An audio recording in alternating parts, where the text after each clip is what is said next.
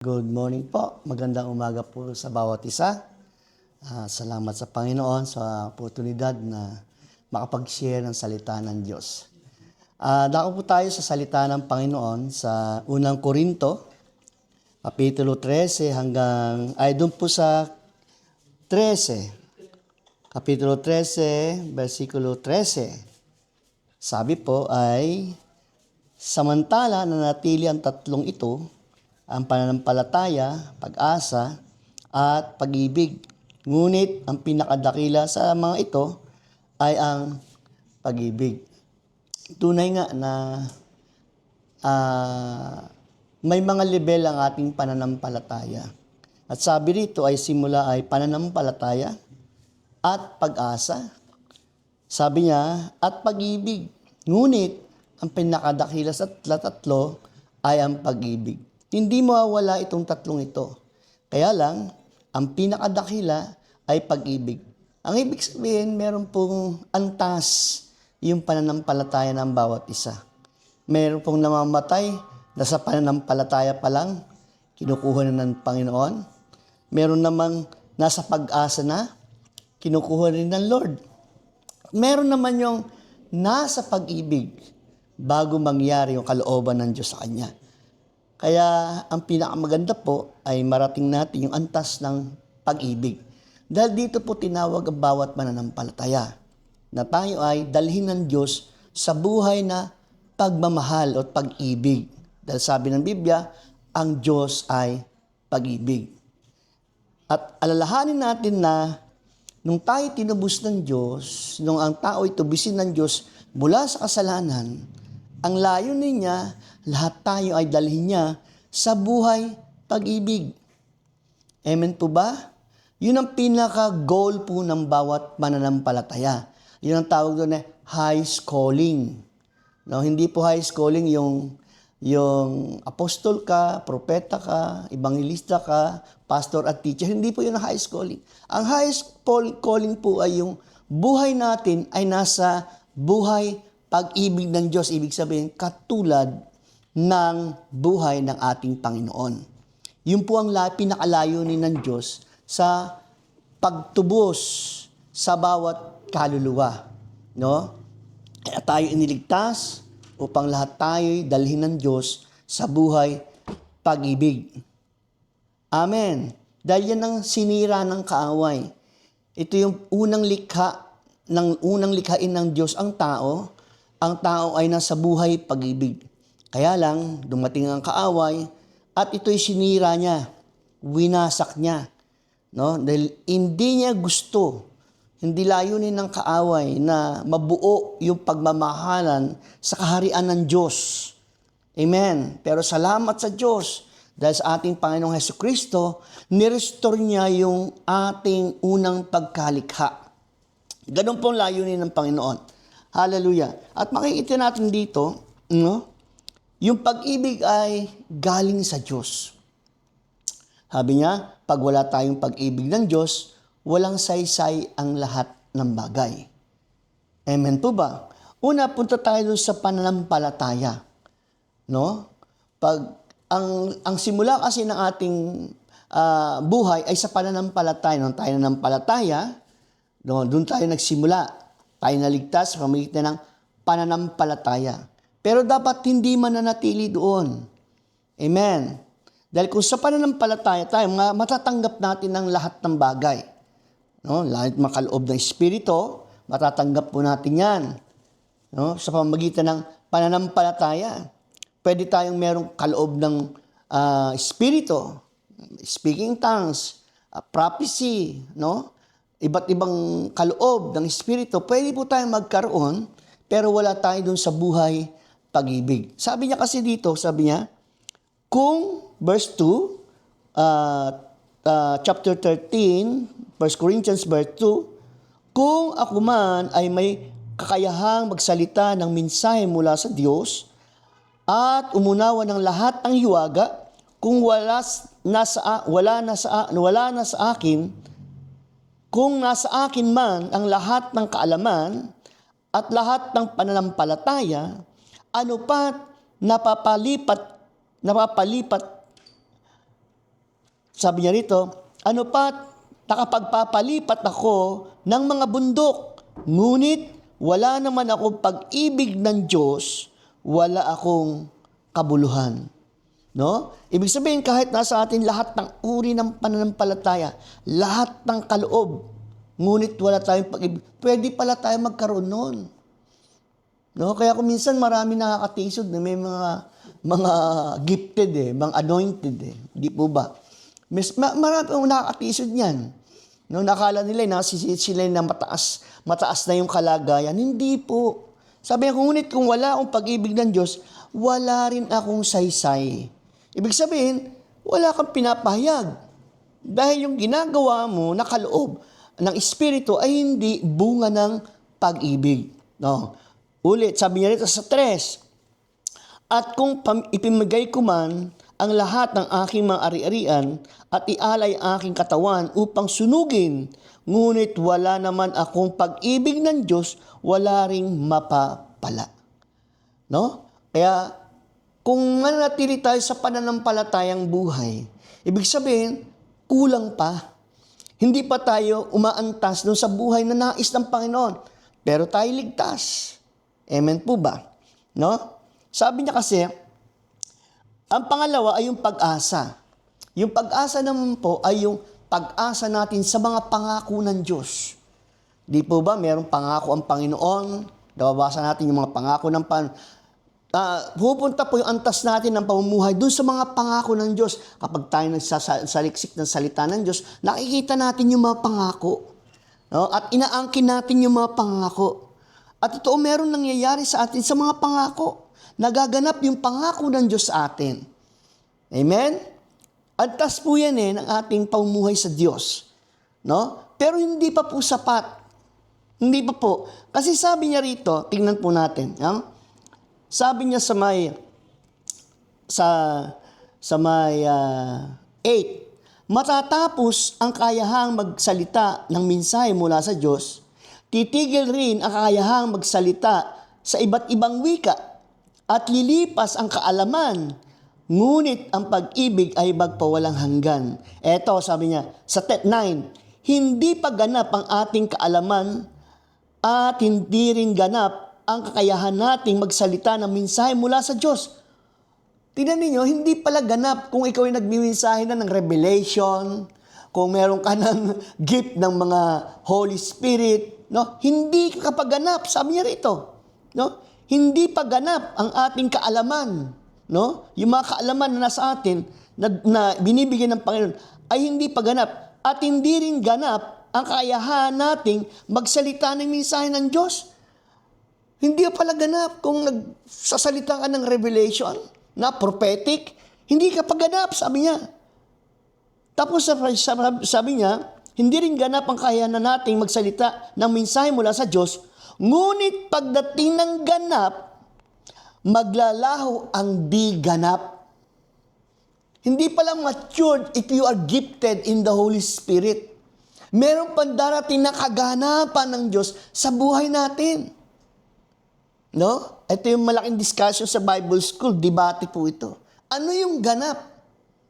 Ang ganap nandito rin po, sabi niya sa 4, ang pag-ibig ay matyaga at magandang loob, hindi na naghili, hindi mayabang, ni mapagmataas man, hindi magaspang ang pag-ugali, hindi mapagsarili, hindi magagalitin, o mapagtanim ng sama ng loob sa kapwa. Tingnan nyo, ibig sabihin, yung hindi ganap, yung mga gift ng Holy Spirit, no? Lahat ng kaloob, hindi pa po yun ang ganap. May kaganapan pa na dapat mangyari sa atin. Alin? Yung pag-ibig ng Diyos, na tayo ay lumakad sa pag-ibig ng Panginoon. Amen po ba? Lalakaran natin yung pag-ibig na Diyos, yun pala yung kaganapan. Ano yung pag-ibig? Sabi niya, ang pag-ibig ay matyaga. Ano? Ibig sabihin nito, ang lahat ng sinasabi ng pag-ibig, hindi para sa iyo. Para sa iba. Lahat pakinabang ng iba. Hindi ikaw. Yun ang lumalakad sa pag-ibig. At hindi ka napapagad na gumawa nito. Bakit? Dahil puno ka na, ganap ka na, buo ka na sa Diyos. Kaya ang hinahanap mo, yung gawin mo, yung pag-ibig ng Diyos para sa iba. Yung pong ibig sabihin nito. Amen po ba? No? Kung titignan natin, sabi niya, tuloy natin, noong ako'y bata pa, ako'y nagsasalita, nag-iisip, at nangungutwirang tulad ng bata. Ibig sabihin yung hindi ganap, ganito ang kalagayan, parang katulad ng bata. Sinexample ni Pablo yung sarili niya eh. Eto sumunod, sabi niya rito, ngayong ako'y mayroon ng sapat na gulang, iniwan ko na ang mga asal bata. Ibig sabihin, yung pasimulaing mga aral at turo, iniwan ko na. Kasi nag-matured na ako, sabi ni Pablo. Saan siya nag-matured? Sa pag-ibig ng Diyos. Naging ganap na siya doon sa pag-ibig ng Diyos. Tuloy po natin, sabi niya rito. Sa kasalukuyan, ang ating nakikita ay tila malabong larawan na salamin. Subalit darating ang araw nang lahat ay makikita natin ng harapan. Amen. No? Sa kasalukuyan, sa panahon daw nila, sa ngayon, sabi ni Pablo, sa panahon nila, tila malabong salamin. No? Alin ang malabo? Yung tinuturo ni Pablo sa pag-ibig ng Diyos. Medyo mahirap unawain, sabi ni Pablo. Tuloy natin, sabi niya, bahagya lamang ang nalalaman ko. Biro mo na ituro ni Pablo itong pag-ibig, pero sabi niya, bahagya lamang nalalaman ko. Tapos tuloy natin, sabi niya, bahagya lamang nalalaman ko, ngunit darating ang araw na malulubos ang kaalamang ito, tulad ng lubos na pagkakilala niya sa akin. Ibig sabihin, darating ang panahon na mauunawaan ang aral ng pag-ibig. At ito na yung panahon na yon. Mapalad ka kapatid. Dahil tinatawag ka ng Diyos sa mataas na antas ng buhay sa kanyang kaharian. Na tayo lumakad sa kaganapan. Alin ang kaganapan? Yung pag-ibig ng Diyos sa buhay natin ang siyang ating lalakaran araw-araw. Amen? No? Sabi niya, samantala mananatilang tatlong ito. Ang pananampalataya, nanatili ang pananampalataya. Doon tayo nagsimula eh. Yun ang pinakaugat. Yun ang pinakapundasyon. Ang pag-asa, yun yung pamumuhay natin. Yung pag-asa natin, pangako ng Diyos na darating sa atin. Sabi niya, at ang pag-ibig. Ibig sabihin, yun yung final na pamumuhay natin. Kasi nasa iyo na yung mga pangako. Kaya kung nasa na yung pangako, ibig sabihin, hindi sa'yo yan. Hindi mo sa sarili yan. Hindi mo pera yan. Amen. Kung pinayaman ka na ng Panginoon dahil sa mga pangako ng Diyos, dahil sa iyong pananampalataya, hindi sa iyo yun. Bakit? May antas pang hakbangan. Yung antas ng pag-ibig. Ay yung pag-ibig hindi para sa iyo. Kung babasahan natin ang pag-ibig ay para pakinabang ng iba. Ito yung totoong pag-ibig ng Diyos. Hindi ikaw ang sentro. Ang sentro ay iba na makinabang sa pag-ibig ng Diyos na nasa buhay mo. Tingnan natin, meron pang sinabi ang Panginoon sa Ephesians. Dito tayo magtatapos. Sabi niya rito, Ephesians 3. Sabi niya, naway, Ephesians 3:17, naway manatili si Kristo sa inyong puso sa pamamagitan ng inyong pananalig. Dalangin ko na ang pag-ibig ang maging ugat at pundasyon ng lahat ng inyong gagawin. Ibig sabihin, pag nasa buhay pag-ibig ka na, ang pundasyon ng lahat mong gagawin ay nakaugat, no? Nakakapit sa pag-ibig. Bakit? Sabi niya rito, upang inyong lubusang maunawaan, alin? Kasama ng mga hinirang, ibig sabihin, na unawaan mo yung pag-ibig ng Diyos, kasama ng mga apostol, mga hinirang sabi rito magiging katulad ka ng mga apostol, kapatid, Kung gaano kalawak, ganito na yung kaalaman mo sa pag-ibig ng Diyos. Kung gaano kalawak, gaano kahaba, gaano kataas, gaano kalalim ang kanyang pag-ibig. Wow! Susunod, at naway, may susunod pa, may antas pa sumunod. Naway maunawaan ninyo ang pag-ibig ni Kristo. Ano yun? Na hindi kayang abutin ng pag-iisip. Oh, grabe. Ibig sabihin, malalaman mo pa yung pag-ibig ni Kristo na hindi maunawaan ng tao. Yung ginagawa mo araw-araw, sasabihin ng tao, sira ulo na yan. Parang nababaliw yung taong yan. No? Kung ano-anong ginagawa, kung ano-anong pagtulong. Sabi ng tao, ay baliw na yan. Hindi po. Iyon yung pag-ibig na Kristo na hindi maabot ng isipan ng tao. Ang susunod, sabi niya, maabot maunawaan ang pag-ibig ni Kristo na hindi kayang abutin ng pag-iisip. At sa gayoy, may katapusan. At sa gayoy, mapuspos kayo ng buong katangian ng Diyos. Eto na po mangyayari sa iyo. No? Yung kapuspusan ng Diyos, hindi ama, hindi lang anak, hindi single, kundi kapuspusan ng tatlong persona ng Diyos, Ama, Anak, Espiritu Santo. Ibig sabihin, habang gumagawa ka, ang manifestation ng ginagawa mo ay manifestation ng Ama. Kung ikaw ay nagtuturo, manifestation ng Ama. Pag ikaw ay nagle-labor, manifestation ng Anak. Pag ikaw ay ginamit sa mga may sakit at karamdaman, manifestation ng Banal na Espiritu Santo. Ibig sabihin, yung kapuspusan ng Diyos ay nasa iyo dahil ang buhay mo ay nasa buhay pag-ibig. Amen? Pagpalain kayo, biyayaan kayo ng Panginoon. Manalangin tayo. Father, in the mighty name of Jesus, I declare this anointing word, Lord, will be upon, Lord, to each everyone that hear this word. In the mighty name of Jesus. Magmanifest po ito sa bawat kaluluwa na napakinig ng salitang ito, Panginoon. Biyaan mo, bendisyonan mo ang bawat isa sa pangalan ni Jesus. Amen. Magandang umaga po sa bawat isa. Ohayo gozaimasu, magandang umaga. Maraming salamat po sa inyong paikinig. Ikaw ba ay napagpala ng mensaheng ito o ng gawaing ito?